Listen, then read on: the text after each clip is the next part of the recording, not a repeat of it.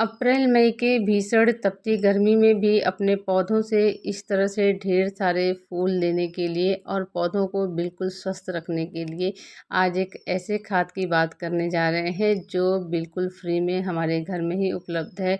बिना किसी खर्च के आप अपने पौधों से इस तरह से ढेर सारे फूल ले सकते हैं और पौधों पर होने वाली सभी समस्याओं का समाधान भी पा सकते हैं।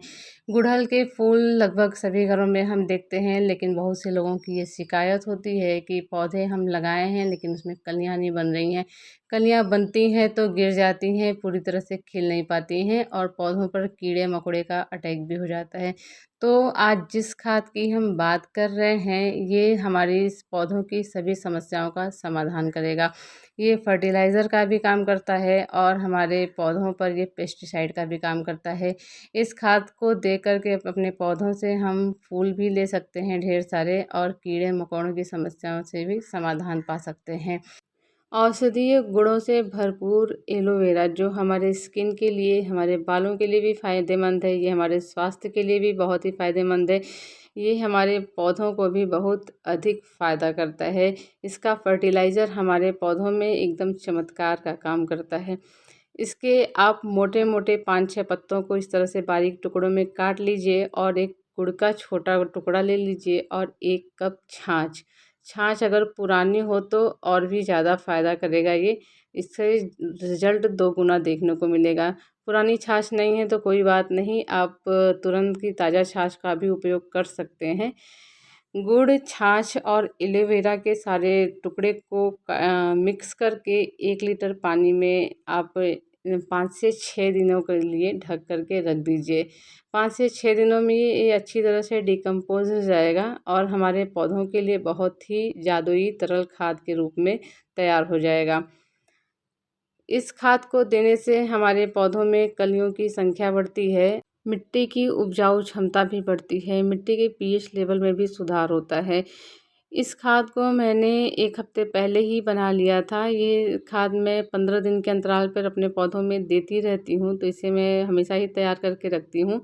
इसे अच्छी तरह से छान लेंगे, अपने पौधों में देने से पहले ही इसको अच्छी तरह से छान करके करीब 1 लीटर तरल खाद में 5 से 6 लीटर पानी मिलाएँगे। 1 लीटर खाद को 5 से 6 लीटर पानी में डिकम्पोज़ करके ही अपने पौधों में देंगे।